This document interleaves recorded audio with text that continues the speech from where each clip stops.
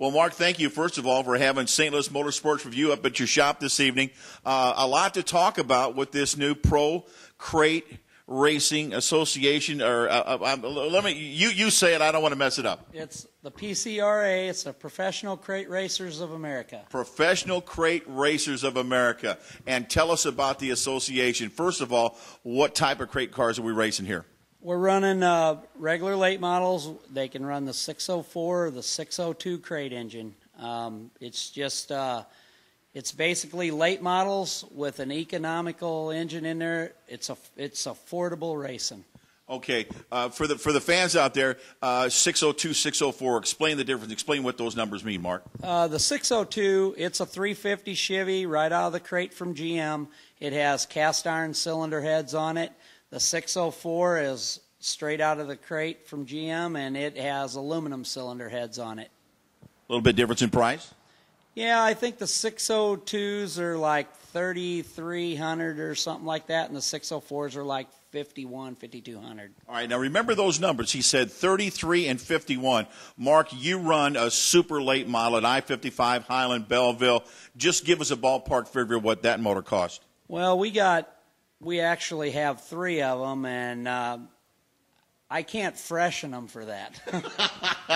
Thousands, okay, thousands. I'll tell you because I know he don't want to let any secrets out of the bag, but I can tell you that you're talking about out of the box these big super late model motors, sometimes $15,000, $18,000 up to $20,000, and he's talking about freshening those motors up for $3,000 to $5,000. So you can see the economics. You know, the car's pretty much basically the same. The tires, the shocks, everything costs just about the same, but the motors are the big difference. And to keep racers racing, that's what this series is about. Yes, that's what we decided to do this for. There's so many people in this economy today.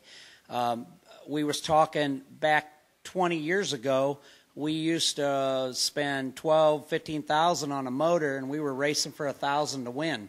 Now we're spending $35,000 on a motor, and we're still racing for that same $1,000. And it's just pit passes have gotten higher. I'm sure racetrack insurance, everything goes up, up, up. Tires are twice as much. It's never ending. Well, so many people have got to the point to where, you know, I just don't know if I can do this anymore. And me being an avid late model supporter, I don't want to see that happen. So if I can, we thought maybe if we could get this going the right way, the guy that might not be able to super race maybe can still race with us. And if the economy gets better, then it's just change the motor, and we got another super late model in St. Louis. And that's because this is a hobby for most of the racers. This is not a deal where they're going to go out and do it as a way to earn a living and make a lot of money, because you just can't do it. You know, it's just too expensive to run a series, and now with gas and travel and everything else to go to the big shows to make the big money, it's just not economically feasible. So the Pro Crate series comes along. Now, there have been Pro Crate late models out there before, yes, but you've kind of rounded it up. You kind of circled the wagons. Tell us about your series. Well, what we did is we just kind of looked back, and crate racing's been around here for about 4 or 5 years. And it's kind of popped up here, popped up there, but it hasn't really got there's no touring stuff in the Midwest. I mean, you go down south, you got the Neesmith, the Fast Track, and Indiana Late Model Series, and I mean, they're all over. There's little touring series, but in the Midwest there is none. And we thought if we could put together a little traveling series, maybe we could. You know, they're running for more money. I mean, because a weekly show pays $500 to win for these guys. So our minimum pay is $1,000 to win. So we basically, they're running for normal late model pay with a car that you can afford a motor, and the motors last 4 years. I know guys that's ran them 4 years without touching them. Now let's talk a little bit about the motor, and believe me, Mark is right. He's bringing it all together here. But let's talk a little bit about the motor and the rules. Basically, is that these motors are supposedly out of the box. You put them in the car, and that's the way they're supposed to stay. Yes, I mean, you go down south, they're real strict. They're all sealed and everything. Well, around here it got a little off the beaten path, and the motors were kind of, you know, a lot's been going on, And you know what I'm talking about. So, I mean, we're just trying to get some equality back into the series. It's hard to make a guy go buy a brand new sealed motor because you know as I do, there's a lot of guys out there that just can't afford that. Right. And so we tech really hard. We do a lot of tech. We're going to make it our point to try to keep everybody on the straight and narrow. We have a chip rule, and we ran our very first race Friday night at Brownstown, and I got to tell you, it went over awesome. Good.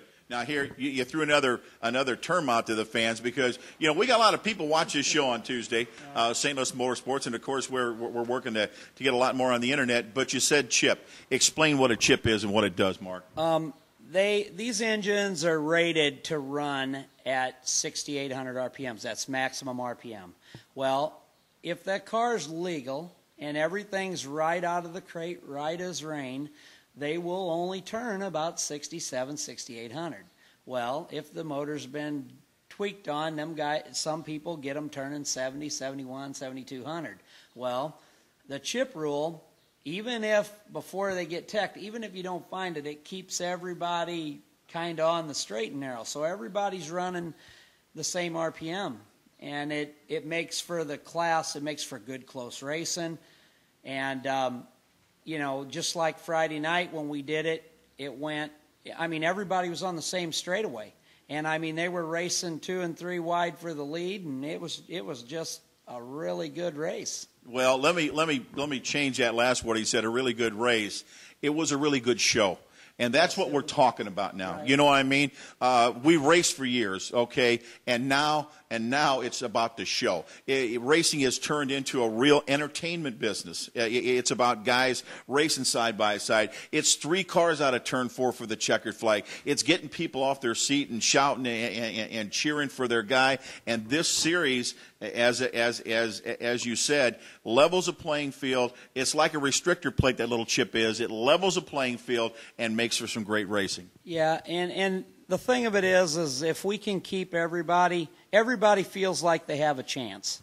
And nobody feels too left out in the deal. And it worked out really good. And you're right, it is about the show. If we can't put good racing at the racetrack, the promoters can't make any money. If they can't make any money, they close the track down. Then here we are again. We got nowhere to go.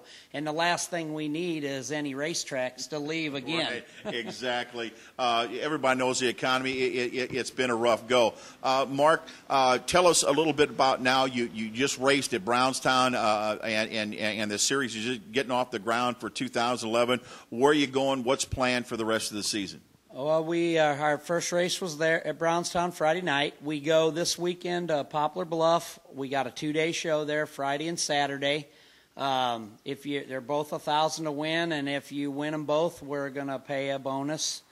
And then we have a race at Windy Hollow on Memorial Day. I think it's June 29th. You want to tell us where that's at? What city? It's in Owensboro, Kentucky, okay. Windy Hollow Speedway. It's on a Sunday night. Everybody's off on Monday, so it'll be a kind of a good little weekend. And then July 29th, we have a 3-day weekend. We go Jacksonville on the 29th, Peoria on the 30th, and Quincy on the 31st. It's a 3-day weekend deal. And then we go back to Poplar Bluff August 12th and 13th, and we go to Quincy on September 18th, and then we have a double feature. We call it the Flip Flop 50 at Belleville. The Flip Flop 50. I'll get them straightened out here. Tell us about that one. That sounds like a fun deal. Oh man, Donnie Hayner, he really, we talked about this a lot. We went out to dinner a couple times, and we worked on trying to put together a crate race, and he really wanted to do it. And I'll tell you what, he thought this thing up, and I got to thinking about it, and we sat down and critiqued on it a little bit, and I think it's going to be a huge bunch of fun. You run the first features 25 laps.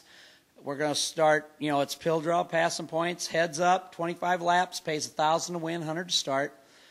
All the cars that finish the feature, we're going to invert.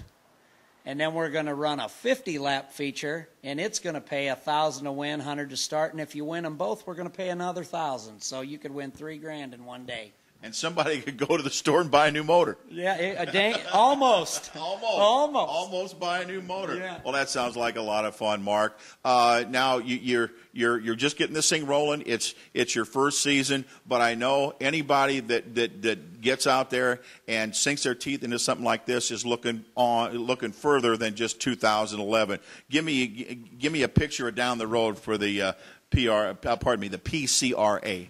Yeah. Our goal is to try to have 20 events. We would like to have 20 events, and we would like to have them all paired to where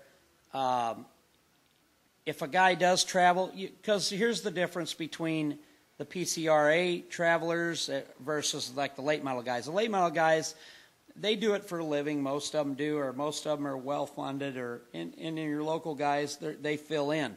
The PCRA guys, most of these guys they work for a living. They have to go to work, and they have to, So if you're going to do a little traveling, 9 times out of 10, they enjoy doing a little of that too.